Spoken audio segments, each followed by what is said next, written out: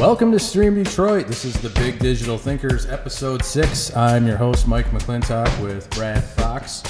Today we've got Phil Rzepka on the show. He's the Senior Vice President, Head of Global Innovation at Carat. He's also the President of AdCraft Club of Detroit. Fresh in from the Consumer Electronics Show. Welcome. Thanks for coming on the show. Thanks for having me. Should be fun. Yeah, it is kind of fun. And right on cue, there goes the people mover. And there goes the people mover, no matter what. Is that tradition? You guys did that for me? The people move, yeah, exactly. You know how hard it is to time that, you know? And if we could have been off by 10 more seconds, we would have had to wait like 3.5 minutes for it to come by. It's fantastic. Well, it's tradition. We always have some construction noise. We have the people mover going by, and since we're in Studio 3A-B4 tonight, we're also going to have the toilet flush noise. Excellent. That comes in through this vast network. HVAC. Will that start at some point, or is that probably? But we'll edit that out. It'll be okay. So perfect. Yeah. So thanks for coming on. What exactly does a global innovation cheap person do? I'm still trying to figure that out, actually. Really? So it's a pretty new role. It's only been a couple months so far. Formerly, I was the head of digital at Carat, so about the last roughly 3 years. I've been responsible for all of the planning and buying, basically, for stewarding all of General Motors, a digital business, essentially. So it's not that much of a leap to head from innovation, from doing all of the digital, overseeing the teams that do the planning and buying. So right now, it's just about really making sure that GM never falls behind, quite honestly, in terms of knowing what the consumers do. We're a very consumer-focused organization, so we really watch what consumers are doing in different countries around the world. We have a pretty steep practice in really understanding people and really understanding how to get the marketing out there to them and break through. So essentially, it's my job to find the cool stuff. It's to make sure that as there's changes in the marketplace and in the landscape, that GM is at the forefront of that, if not leading that. So globally, obviously. Yeah. You probably, do you know Chinese yet? I don't. No? You're going to try to learn? We'll try to learn it. Yeah. Fortunately, most people that we work with speak English around the world. I heard they sell cars in China. They do. I heard that can we say Buick out loud? Yeah, you can say. Oh, okay. Sure. I heard that Buick is like the best brand in all of China. Nice. That's the aspiration. That's the aspirational brand in China. Is everybody wants a Buick? Yeah, I think each market has its own nuance. So I think really. Is China going to be a big market? You think anywhere in the world? I think it's going to be big. Right. I have a feeling for placing bets. I think plastics, right? Yeah, exactly. Plastics. Exactly. I would think there's a small startup, Alibaba, that I think that is proving that. Yeah, they kind of do something with stuff. Right. Yeah, they made more, what was it, more in 20 days or something than Amazon's made so far. Something like that. There was a headline. Well, I don't even think we'd have similar. Amazon anymore if it wasn't for Alibaba. I mean, isn't that pretty much the entire business model now? Just show up in your garage with a laptop, go on Alibaba, find something, find some drones on Alibaba and sell them on Amazon. Start shipping things everywhere. Right. It's just like an arbitrage play between, advertise it for 20 cents and sell it for 21 cents. There's a lot of big markets out there that we're going to have to definitely do our part. So. Yep. So, you just went to the Consumer Electronics Show. Anything interesting happened there? Probably nothing, right? You were probably bored to death. There's nothing going on. There were no meetings from 8 a.m. until 2 a.m. None of that. No, I think it's a really interesting time right now in technology. I think being down in Vegas, seeing that. You guys have a radio show here, right? So, all in favor of going to CES next year, say aye. Oh, we should, yeah. Aye. The ayes have it. We should do our podcast from Vegas. Yeah.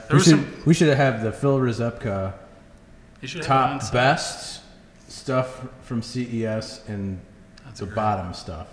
Yeah, we could do that. Was there some duds?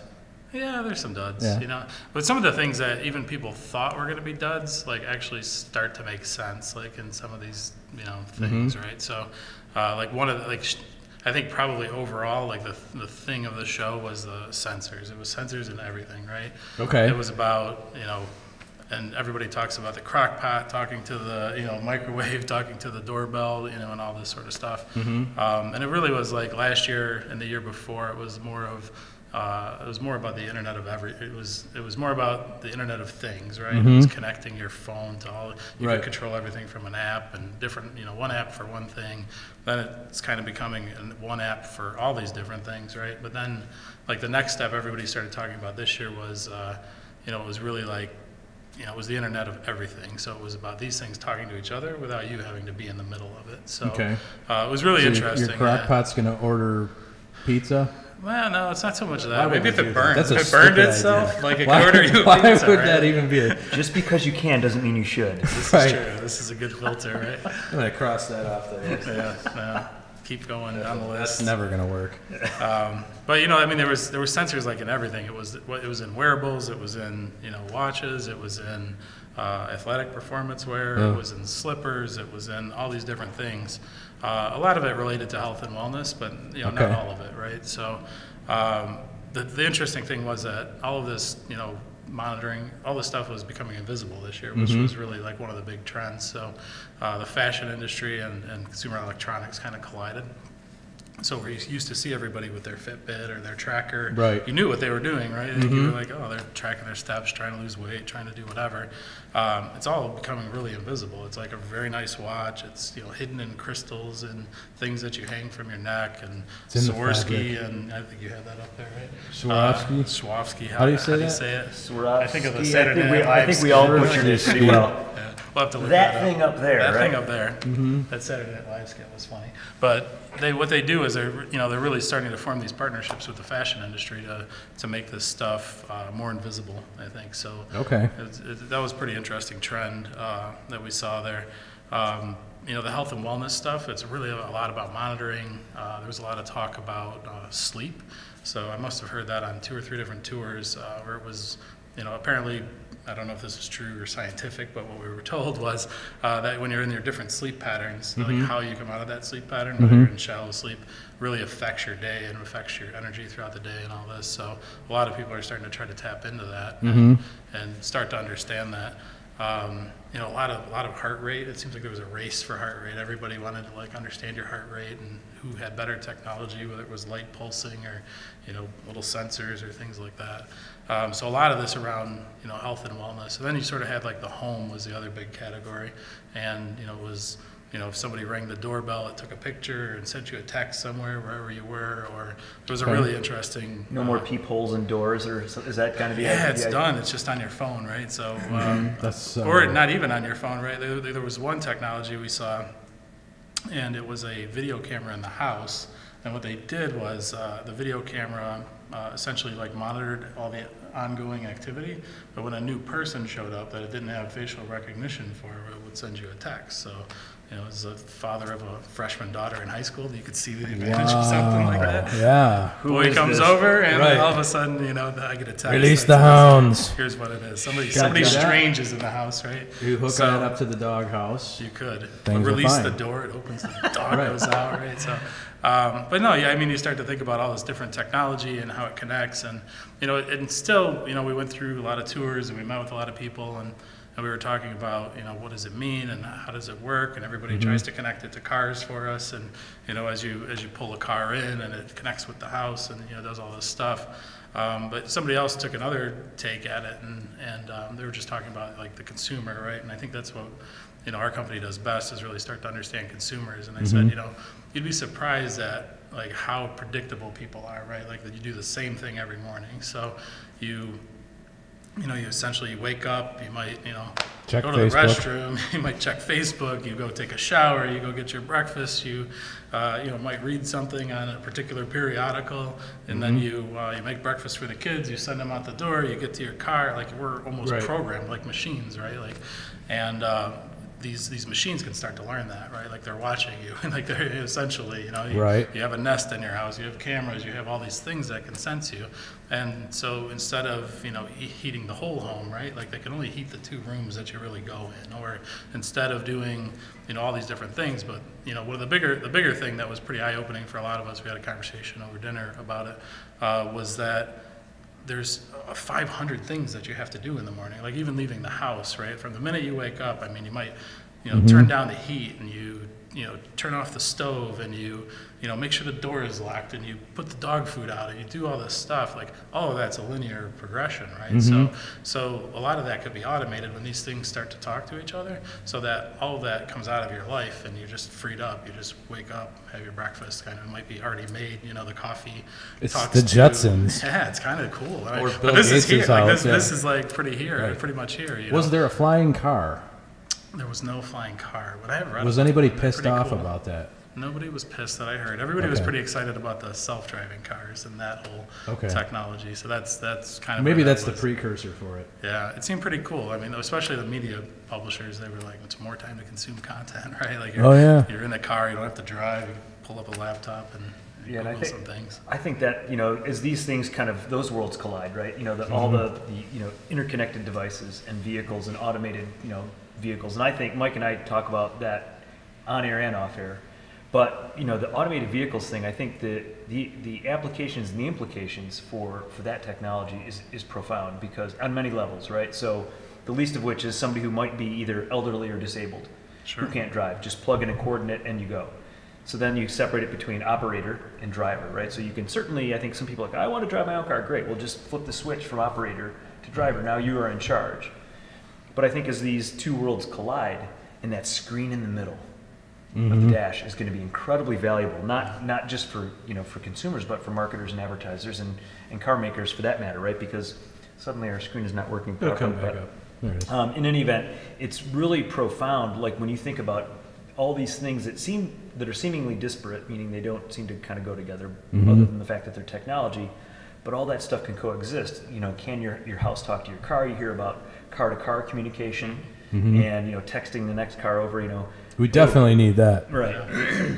I mean, it's there. I mean, a lot of the walk before you run type stuff is, the lane changing technology. It knows if you swerve out of your lane. It won't let you, park assist. It won't let you hit the person in front of you because the lasers are hitting the other car. No. So all of that sort of stuff is. We also say lasers in every show. I mean, did you say lasers? I didn't even catch that. That's perfect. Sonar, lasers, all that cool stuff, right? So, I think a lot of that stuff is there's going to be massive improvements in the safety of people and for humanity before we get to the self-driving thing. I mean, the self-driving thing is amazing, and it's probably going to be here before we know it. I know Google's logged a lot of miles. GM's working on projects, like everybody's working on Google schmoogle. They don't know how to make a car. This is true. Apparently, I think it'll be cool. I think they're at like 400,000 miles or something. They've already driven on city streets or something like that. I read, but they can make some technology and let the people who make the cars know how to make the cars. Yeah, I think that's I think that's the intention for sure. It should be. It should be, hopefully. But they, I think it's just interesting that there's so much going on in that space and so much advancement, that's really coming our way as humanity, right? And it was funny. One of the tour guides said, he's like, I don't know if I'm going to put my money on, some guy who had 2 beers and is texting, versus a computer, kind of like, monitoring this and being safer. He said the weak link in the entire automotive, on the road is the human, right? It is. So well, if you can land a 747 with a computer, well, there's a ton of variables. You can probably drive to the 7-Eleven. Yeah, so it's cool. I mean, it's going to just free people up, I think. Just think of what you could watch on your windshield. Yeah. You could watch the game. It would be better than your TV in the house. Yeah. We did a tour last year, and somebody was like, just like imagine a car with no windows, right? Like, because you don't need windows. Who needs windows, right? Like you're in a pod, like, I mean, that's pretty futuristic. A lot of the stuff seems like it's going to be a hybrid of take control if you need it, like you said, or stuff like that. So, but essentially, you might not even need it, right? Like you'd just be in your little cocoon heading in your direction, and the future isn't that far. No. I mean, the technology isn't that hard to do. Yeah. I mean, it's not like we need, general artificial intelligence or something in order to make an expert system that can figure out how to drive down the street. People with 77 IQs have managed to figure out how to drive down the street. Yeah. It seems like it's actually maybe 5 years. We're looking at within the decade, we should be able to have flying cars, right? You're going to can you guarantee me that we'll have flying cars? Can you bring home a championship? I would like one that goes in water as well, since we live here in Michigan. water, A boat car. fly. The self-driving boat car You that got to do all flies. three, right? Like, Amphicar of the 21st Amphicar century. of the 21st century. Right. This would be great. Land on water. Self-driving. You could land on water, land on land. Right. It'd be fantastic. I wouldn't trust anybody to drive a flying car if it wasn't self-driving. Yeah. Can you just imagine the calamity of humans driving? I mean, you'd be like people in your tree all the time. It Just would be be like awful. running into like, your underwear hanging on in the clothesline and stuff. That's just got disaster written all over it. But It would be. self-driving adding flying that third cars. dimension to, it's like the Yeah. X, Y, Z axis Yes, exactly. to somebody. But that has I trouble on the X, Y. I think some people, and I tend to agree, that I don't think it's necessarily the technology that's going to be the hurdle. It's going to be Washington, D.C. I think that's going to be Oh, sure. one of the biggest, maybe not hurdle, but at least something that's going to kind of delay things, because there are some, not to minimize or, poke fun at Washington in general, but, that there's a lot of things at stake, right? It's, just the simple things like, are you a driver or are you an operator, right? And, what's recording that information, right? Obviously, there's going to be black boxes and all that stuff, which is fine. But, is it state by state? Is it federal? You can see how some states, this state included, would probably have a lot of lobbying power as to, some of those things, right? So I think that's going to be possibly one of the biggest hurdles. Is not necessarily technology, but legislative. For sure. And I think, legal. I was going to say, cool? we're a litigious society, right? Like, Oh, if gosh. I hit you in my car, one of us is at fault, but it's usually not one of the manufacturers, right? So if the computer's in charge and that If you hit happens, me in right, your car, it's your fault. it's my fault, regardless of where we were, right? So, I guess if I hit you. But, I think that's a whole other hurdle, right? Like, because people Right. are, people are going to say, well, I had my Google car, or I had whatever, and the Google crashed me, right? And, so I think there's a whole lot of hurdles. It's going to be a really huge end user license agreement. Oh yeah, I accept. Every time you get in the car, accept, that. accept. 1 terabyte Accept. of information you have to scroll through before you say Sure. accept, right? Accept. I fact my. But then did the other guy my accept, truck right? does Like, that so now. the other guy didn't accept, then you're still in the same bind, right? Right. So unless that person. But you could assumes get to all LA in 5 responsibility. hours. Yeah. If you think Hyperloop, about it, right? we could just you get in the fast lane, you go like 670 miles an hour. Be That's what fantastic. Hyperloop is all about, right? Right. You wouldn't even need that. You could do it on the freeway, Just don't try to merge, some old lady merging into the 670 mile an hour lane. They might have to put like a guardrail up or something. I think a genius Easter egg for that Forget technology. trains. This would be a really good one. Now that you think about, getting in the left lane, is having an Easter egg in certain cars where the blinker just stays on. Right. Terrible joke. So I how edit fast that. could you get to Florida with your blinker on? How far can you go without? You could Nobody be would at like even tell Disney you, right? World in 3 Nobody would be hours. looking. Nobody would even be looking to care about your blinker, Right. right? We'd all be We on, wouldn't need blinkers. on our pad. Where we're pads. going, we won't need blinkers. Was there any busts? Was there anything that you just looked at and said, that's the stupidest thing I ever saw, or just could not believe? I'm trying to think. I mean, it's kind of a weird thing because we get the show curated for us, so Oh, it's not okay. really like Right. It's, you're in, like, it's the so box big. seats. Yeah, I mean, we're there. We only get between our scheduled meetings and stuff, we only get probably 3 hours, 4 hours on the show floor. So Okay. we do curated tours. So, so I really don't see the busts. I have gone through it personally a number of times, like in previous years, and absolutely there's some crazy stuff that gets made. So I'm Like sure a there's. crock pot that could order a pizza. Yeah. That probably. I mean, probably Right, 90% of that exactly. stuff is, going to be a bust. But there's people out there that they're going at it. They're trying to make the next thing that's going to change the world, which is You never which is know. an amazing thing. Yeah. Time machines. Time machines. That's another Crock reference. pots that order pizza, time machines, and lasers. It's a consumer electronics show. And I shouldn't poo-poo these people and say that it's a bust Yeah. because, hey, Sometimes you I think never it- know. it I mean, spurs somebody's something going to need else, to right? make a slipper that checks your sleep rhythms, Yeah. and maybe that's, And I think a lot of people are building things. One of the tours, and I know you have a large startup contingent that watches the show. One of the big things that is really like the now what. There's a lot of things measuring.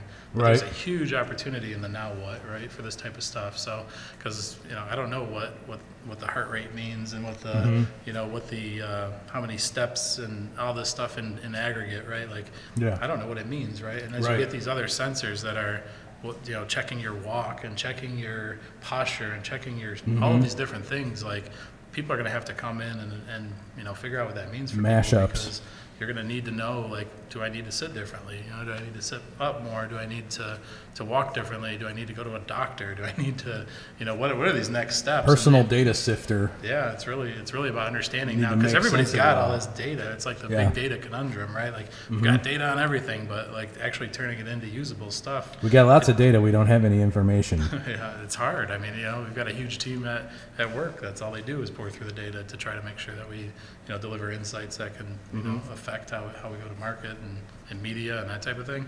And this is no different. I mean, quite honest, it's probably it's got to be simpler because it's for, you know, America and people who, you know, maybe not, you know, maybe aren't educated in. Yeah, it can be complicated for Japan. Yeah, wherever. So yeah, definitely, you know, you want to make these things actionable, because people are they're getting all this information, but I think they took all their Fitbits and they took all the things and they kind of put it in the drawer. Right now, it's in the you don't see them like you did, right? And now they're invisible, so you won't see them again. But I think people had like maybe a 3-month kind of, you know, shelf life for that. So we were, you know, just talking about this huge opportunity, you know, in the now what, right? It's really it's that next step of just taking all this information and really, you know, helping people decide and determine what the next step is. Really, it's because it's going to be a wealth of information and all the sensors about your house, and you know, you might get data usage about, you know, well, electricity is going this way and gas is going this way, and you know, all these different things. But it's really about, you know, what do we do with that now? And I think there's a massive opportunity, like, to help, you know, in that sort of regard. But that is exciting. The now what is kind of, you know, certainly it's the gee whiz kind of time right now with all these devices. Like, holy cow! But then the now what? That's really exciting, right? Because then it's like now you can take all the practical applications of those things. Like the driverless car, the technology's there, but it's like, okay, we gotta do this, and we gotta do this, and got to worry about Uncle Sam in Washington, and is this global, you know, that kind of thing. But this is, you know, the now what is really an exciting time. I mean, we'd have to find cement that doesn't break in like 3 years too. That'd be great.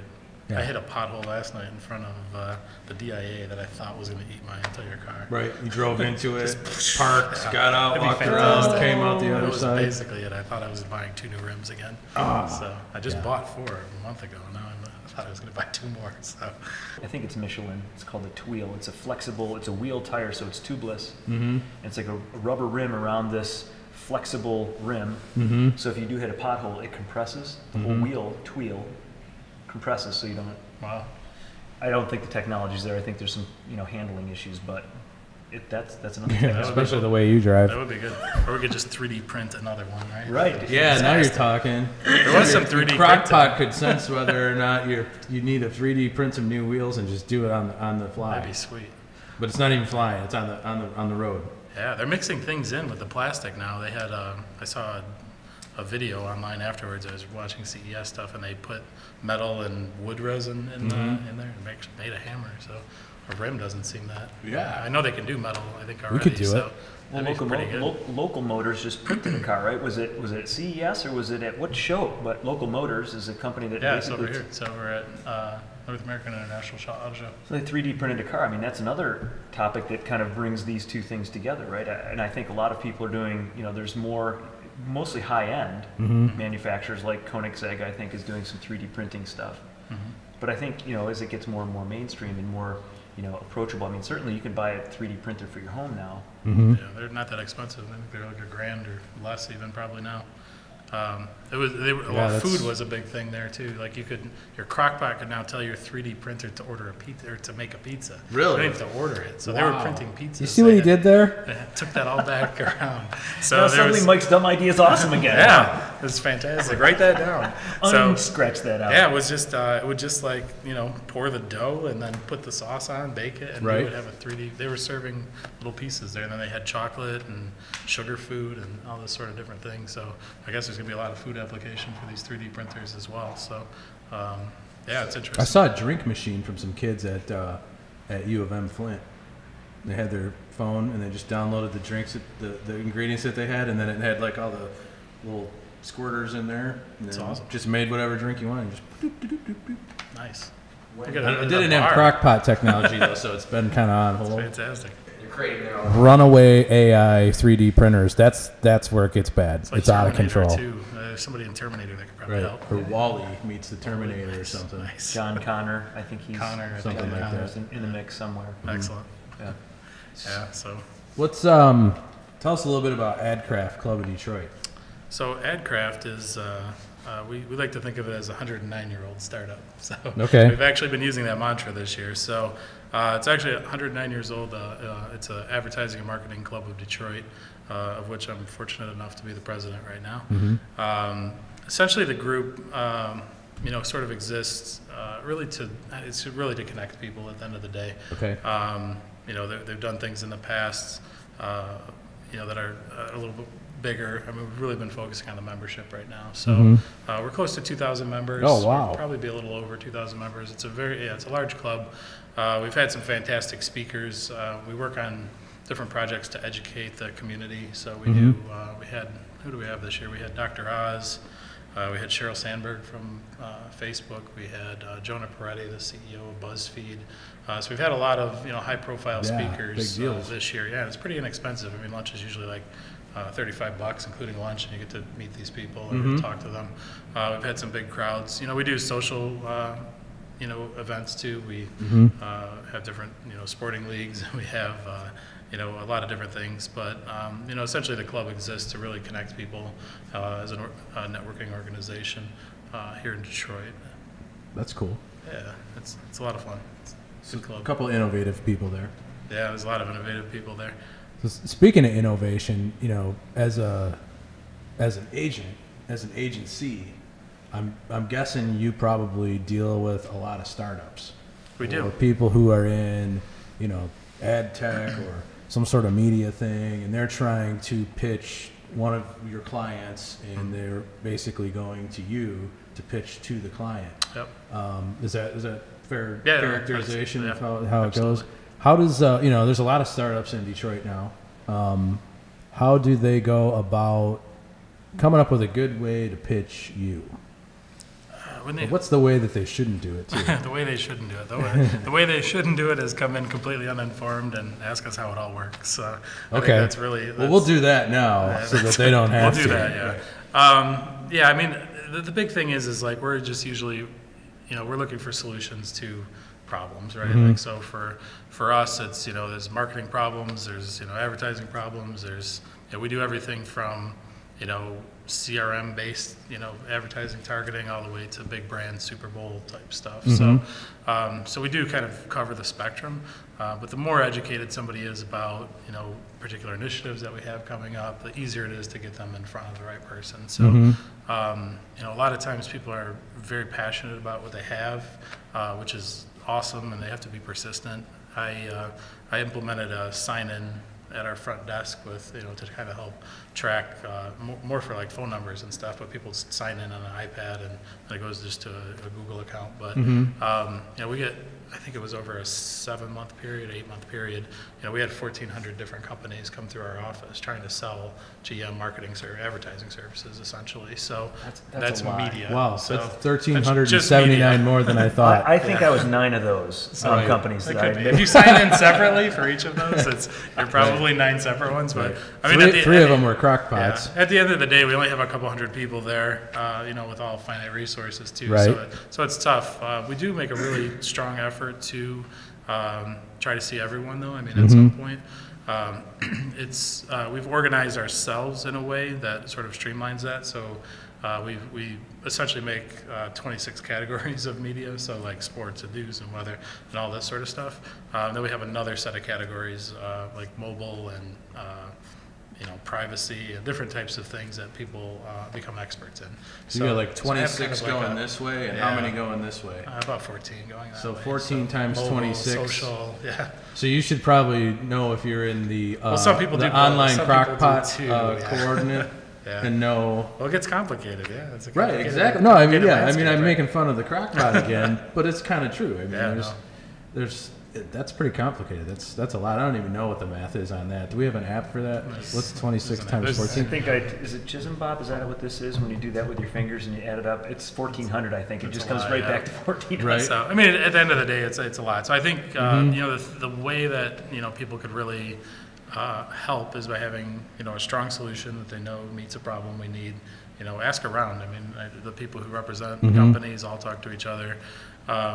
They've got groups, network at AdCraft, like meet people and understand what's going on. I think is first and foremost. Have a strong solution, a differentiation, understand the product well enough to know how it's going to help us. I think all of these are. So you got to do your really homework and be brief. Like I think it's there's you don't have to fill up an hour meeting if it's if it's some of the best presentations I've ever seen are 3 minutes long, and I get it. Like I'm like, yes, I need that. Yeah. So right away. And if the person you're presenting to probably knows right away if they're supposed to be meeting with you or not, or they know who to get you to. So at the end of the day, we're not that big of an organization, but we have a couple hundred people there that are meeting with vendors and publishers and companies like that. So just being very focused, knowing it's I think we want to be respectful of each other's time. So I love the elevator pitch when people know their product so well and they're like, I know you have this problem, I have this solution, here's how I'm different than my competition, and here's how we can do business together. Like, I love it. Like, I'm like, fantastic. Because our job essentially is to spend money. Like, we have to spend money. So we have to get the word out, and we have to be the steward, the most responsible stewardship of General Motors money as possible. So so we want to be innovative. We want to try new things. It's just be very focused, and it's not always a match, So I think, some people are, either so excited about what they have, or really need to sell something for their management or whatever, that they just go down the list and really try to get any meeting they can. And I don't think that really serves anybody, because it's like, be focused, know what problem you're trying to solve, and then get in there and solve the problem. Like, I think a lot of times, especially it's harder on smaller companies. Like, bigger companies can afford to give some services away, or do something like that. But GM's one of those companies, like, well, prove it to us. We've got all these people telling us they can solve all these problems. So, small tests, it's a very small test, or a lot of times people will do things for free, and then we see, hey, that really did work, and then we buy more of it, and we kind of have to prove ourselves. So, those types of things, if they're not always free, like, that's another thing too, is like, somebody comes in with something like, I want you to test it for free, and but in order to test it for free, it's going to take all these resources, because they don't know how to implement anything, they don't know how to do work the system, so it's not always free. So it's kind of has to be it has to solve a problem in order to be worth it, in order to so it's probably much more difficult for the two guys in the garage, not just for the two guys in the garage, but for you too, because they're we might be kind of klutzy about it. For sure. So there's a lot of effort that has to go into, guiding people through. Yeah, and if it solves a problem and we know we can scale it, we absolutely will invest the time there. But sometimes things are very early, when we see them. And it's just tough. It's an education. We have to spend a lot more resources. We might spend 20 times the amount of resources to get that $10,000 thing, or off the ground, than we would for a $500,000 campaign. But if it's the right thing to do, we'll absolutely do it. But we definitely are careful about how we deploy our resources on that. Is it usually stuff that you're sort of like, we got this big long list of things we're trying to solve, or how often is it where you're just like, oh my gosh, I didn't even know we needed that? Look at that. It's a little bit of both. It's a flying crock pot. It's a flying crock pot. Who knew? Most of the time we have a pretty good sense of where the problems are. And I say problems, but I think it's opportunities, really. Like, sure. It's a nascent space. Like right now, the talk of the ad world is, what are we going to do about viewability and bots and all of this stuff, right? So oh my gosh, there's a lot of fraud on the internet in a lot of these places. It's not necessarily in anyone's best interest to clean it up, because people are benefiting from it, except for marketers, right? So marketers are the ones that are, essentially funding all this. I was going to say they're the ones footing the bill. They're the ones footing the bill. Everybody else is having a party, but so this type of stuff, viewability of not seeing the ads, or ads loading behind the pages and things like that. Iframes and whatnot. Iframes or it's just it didn't scroll down. It just it's down at the bottom. So click fraud's like a big thing at the top. But yeah, I mean GM really doesn't have a big appetite to pay for that type of stuff. Viewability's it's kind of a mixed bag. The industry's trying to change to be more proactive. All the organizations are involved. The IAB, all of them actually. So. It's just those things. So like those are the types of things like when somebody comes in with a solution, there's already 15 companies that are working in that space, right, or more probably. And viewability? And all fraud detection and bots and that sort of stuff. So it's it's and yet it's still a problem. It's still a problem. A lot of those companies make money off of each and every one of us in the chain, right? So instead of cutting it off at the pipeline as it comes in, but that's what I'm saying. The economics of this are not right yet. So the marketers all have to band together on this one and make sure that I don't think it's in anybody's best interest, honestly, long term. So hopefully the publishers who have more to lose by this, I hope they kind of band together on this. How do they do that? That's a really interesting. Obviously the publishers have it's in their best interest, but it's hard to even figure out half the time who's making money on these. Is it just people who are setting up botnets and then setting up blog nets and then using the network traffic and popping all this stuff up? It's like crazy. It's like, how in the world is there an entire industry? Then it's gotten so sophisticated. It looks, more and more like humans, and now Right. So yeah, it's just has to get cleaned up. I think there's not a lot of. Is there anything on the horizon that you see now that's actually effective? That's going to make a big, sweeping change to clean that up yet? I think the holding companies. I mean, most of the power in the advertising world resides in the holding companies because they aggregate their client dollars together, and there's 4 or 5 companies that essentially run advertising. The WPPs and Dentsu and all the different places, IPGs, right? And IPGs and but these guys are serious about it. There's no benefit for any of them and their clients, and they're like I said before, each of them is responsible to steward their clients' money in the best way possible, right? So they're putting the pressure on the publishers, saying like, you know what, we're not going to pay for that. We're going to hire one of these third-party companies to tell us whenever it happens, and you're not getting money for that. So, so for these guys to manage on their end, their financials, they want to have a good idea of what's coming in for each quarter, right? So. I think it's going to come down to that. It's going to come down to the holding companies really pressuring these organizations, and some of them are trying to set the standards right now. I for one, and I believe Carat really doesn't think that some of the standards that are being set are strong enough, right? Like 50% in view for 1 second on the IAB standard for display ads. I mean. It's 1 second, half, it's over, right? Like it's just not. It's not enough. Like you're paying, good money for that ad, and it needs to be visible.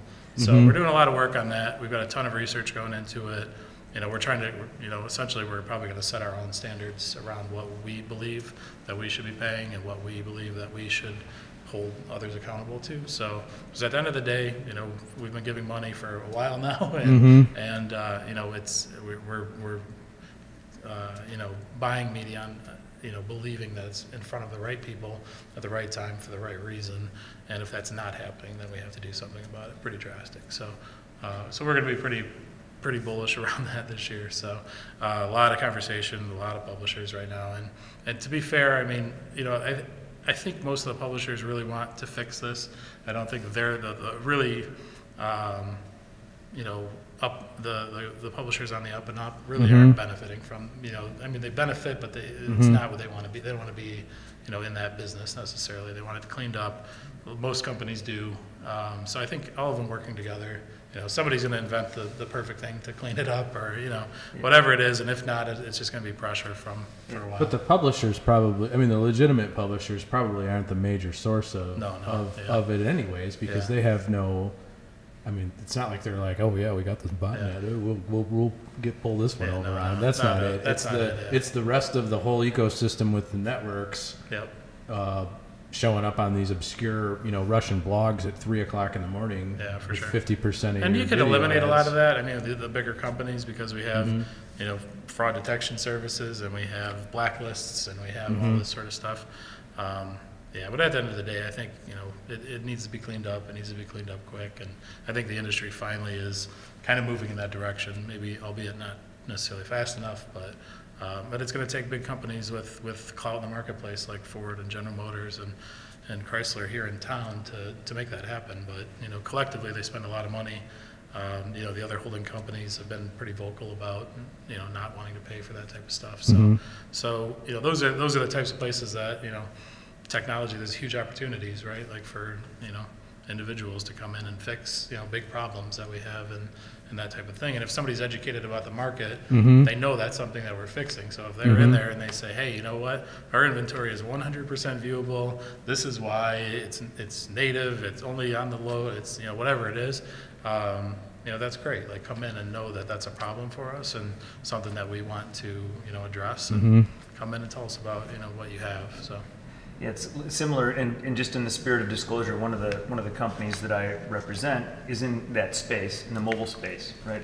The problem, if you will, is that half of mobile clicks are accidental or fat finger clicks. Sure, so you're on either a website or a mobile app, and you fat finger click. So you can see the conflict, though, of publishers who have been saying, "Hey, my CTRs are awesome," or look at all these clicks I'm driving, or my click volume is awesome. But in the case of mobile clicks, half of all mobile clicks, according to, I think it's PricewaterhouseCoopers did a study a while ago.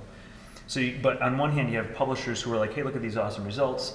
Some agencies, some of the feedback is, our clients like the metrics that they're seeing right now. Not your agency by any means, but we've heard that kind of feedback from an agency who's, kind of saying, hey, we're showing some good metrics. Well, the metrics that you're showing are artificially inflated because of this fat finger phenomenon. So it is a problem, but it's like, you can see the inherent conflicts, because it's kind of a three-legged stool, right? You have the marketer who likes it because it's more efficient, whether it's bot detection because they're getting more bang for their marketing buck. Agencies, they're doing a service for their clients to help eliminate that problem. But I'm not picking on publishers, but that needs to be collectively, I think, to your point, everybody needs to work on this solution. And I think there's always going to be, some challenges, but it's how we get around those. So, somebody who, mobile and video are tough to measure in some of these instances too. So the way that certain, mobile vendors serve their video, and, mobile and video are a lot more difficult than display to measure this way. So, there's a lot of opportunity for people to come in and fix big problems that are, industry wide. So yeah, I think, just to wrap that up, I mean, really just know what, try to learn what the problems are, learn how that solution, relates to the problems, or where the biggest opportunity areas are. It's, it'd be like as if you're going for a job search. It's just as a metaphor, right? Like, you're not just going to spray that, resume everywhere, right? Like, and that's, I think some people do. Some people do, right? Like, if hopefully, you had, probably less you knew you wanted to be in marketing. You know where the marketing companies are. Like, go focus on that and really like make it shine over there, and then and be persistent. I mean, some of it, sometimes people are busy and there's only so many hours in the day, and it's probably hard to get through. You got a couple hundred people with 2,900 people trying to get through. Yeah, I mean, there's a lot. Yeah, I mean, it's definitely, it's and that's part of why we've tried to organize that way too. So I know when I get some sports site that I've never heard of, and I think we have 50 different support sites, that are ESPN and CBS Sports and then a bunch of others, right? But I know I can send them to Nick, right? Like, I know Nick's the guy. Nick, Nick will meet with them, or at least call him, say, hey, I'm Nick, I'm at least the guy. Check it out. Here's what it is. And then those people, from all these different places know Nick's the guy, at least, to start with. And then, from that standpoint, then they can go, try to, talk to Buick and Cadillac and GMC and, all those different groups, but at least they know they have a guy that can kind of help and steward that. Whereas or at least say no. Yeah, for sure. I mean, sometimes, we're a big company. If there's not a really, important audience that they have that we can't get somewhere else, like we're more of a reach, larger, we sell a lot of cars, right? So, we're probably going to buy it from the ESPNs and probably going to buy stuff from, some of the larger partners. Well, until somebody gets to a point where it's worthwhile to take that on and, or differentiates himself enough that it's not just redundant audience that we're buying, duplicated from ESPN and CBS and the other places that we buy, right? They may have a fantastic blog and we can do great content or something like that, but if it only reaches, 100 people a week, it's not, it's not going to happen.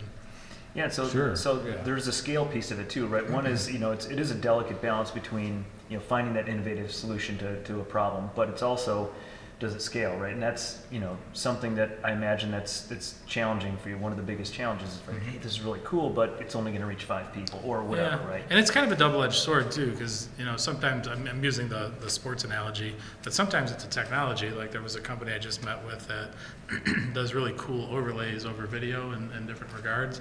And, that's, I think it's a couple guys, it's nothing big, but it was something really cool that I knew an immediate application. So I sent it over to the team and said, hey, these guys are really new and there's, it's gonna be, difficult to get it going, but like, go check this out.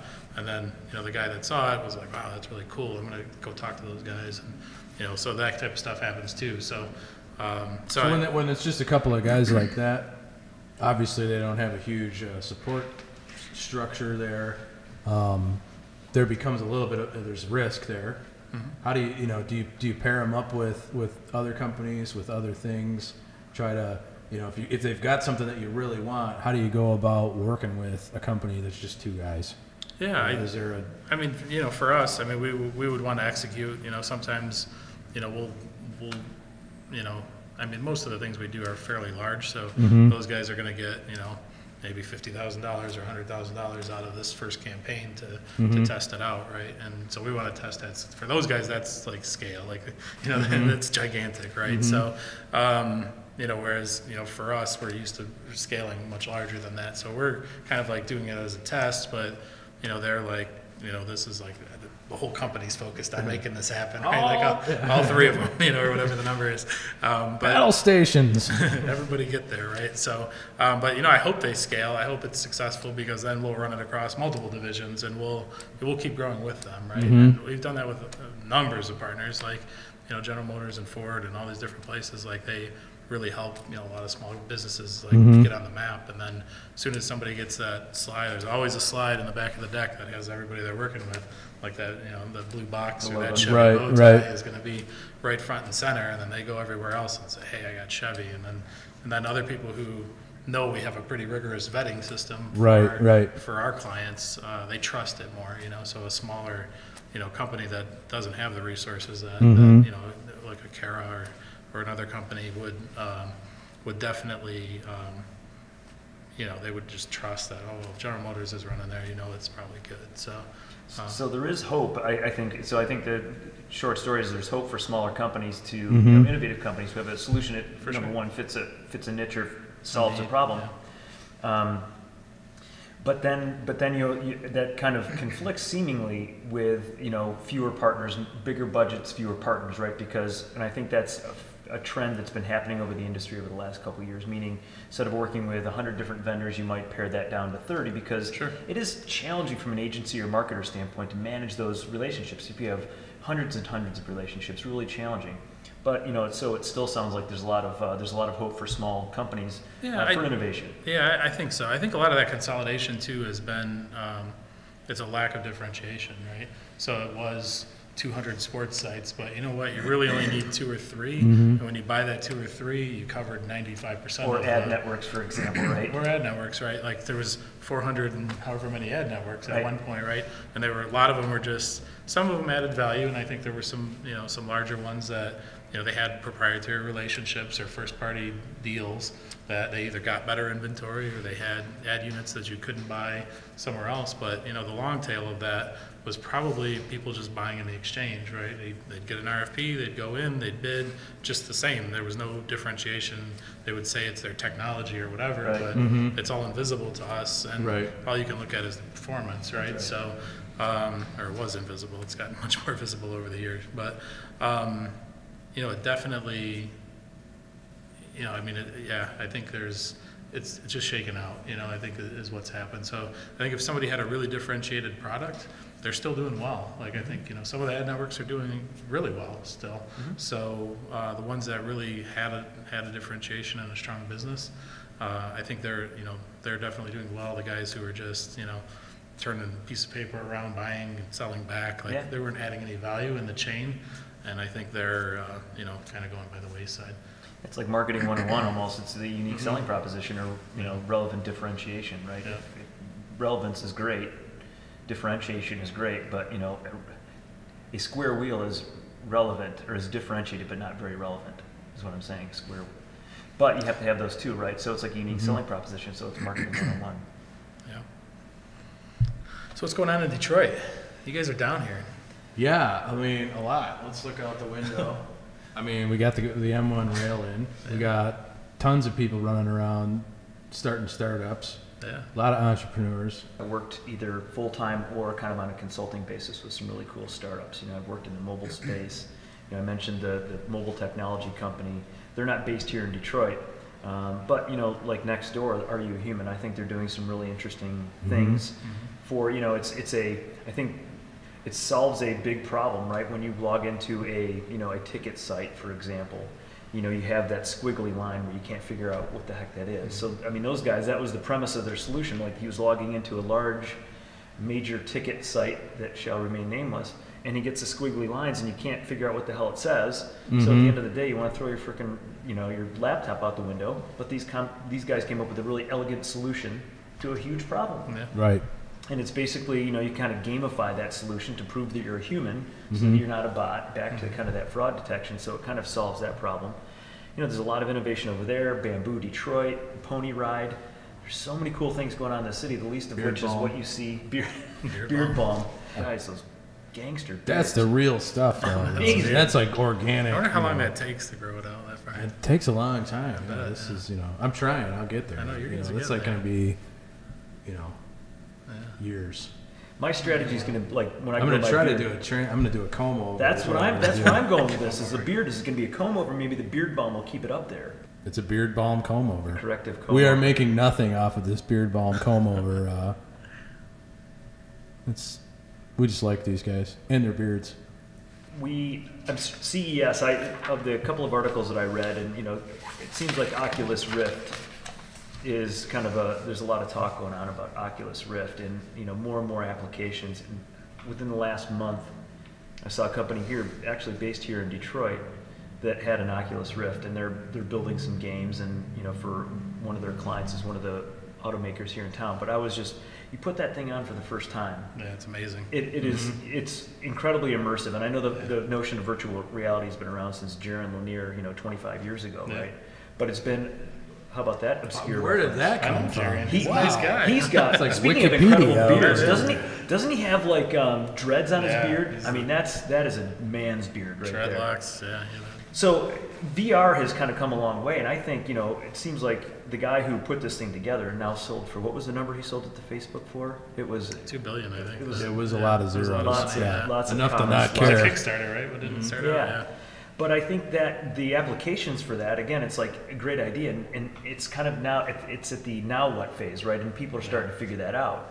I mean, did you see a lot of that out at CES? That was a big talk about CES too. Samsung had a whole display and section. You could do different,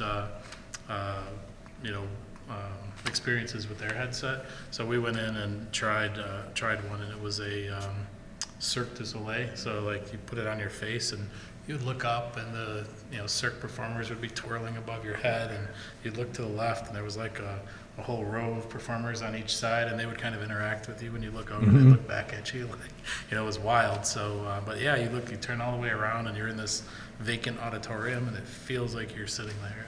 And that's the Samsung version, which is at least the way it's written about is not quite as good as the more powerful. That just works off a phone. It's not off a big computer. Now, what's the one? Is it called? What's that thing called? Box or something? You can get Google Box. It's basically cardboard. Yeah, cardboard. But I think of that's another one that's first of all it's cool. There's a cool factor, but it's incredibly disruptive, right? If you think about did that just kill IMAX theaters? Is that gone? I mean, it's not that great of an experience. Like I've used Right that now. one relative to these other ones. You know, either Oculus not cardboard itself, but just that but generally that experience, technology. Yeah. VR in general. Yeah. Yeah, I mean it's think of theaters, right? How disruptive that could be. Just like, are we really watching a movie on a flat screen? You know, just this flat. I think all the way through, though. I mean, a lot of these guys, their strategy is to, put you front row at a concert, or to put you on the court in the basketball game, or I mean, like it just changes things, and it's until you experience it, and everybody's kind of like gets this gaming mentality or something. It's the real deal. It's like, everything, right? This is cool. They could have camera. Where do you want to sit? You know, they have the cameras. You buy one ticket at a concert, stick a camera in there, and then you could resell it for 9 million times. Yeah, probably. The only thing that's missing is the high fives when the Pistons dunk the ball or something. Right. It's pretty Does much. that ever I bet happen? that would probably happen. Somebody would code it in there. Right. You could get Virtual high gloves. The data Smack glove, the right? lamp. You get Lanier's data glove, right? Haptic gloves. There you go. That's it. That's what's next. It's all haptics It's all now. haptic, yeah. Forget it. VR. Well, that's old news. That's That's passe. obvious. Now you got to have the haptic high five. Yeah.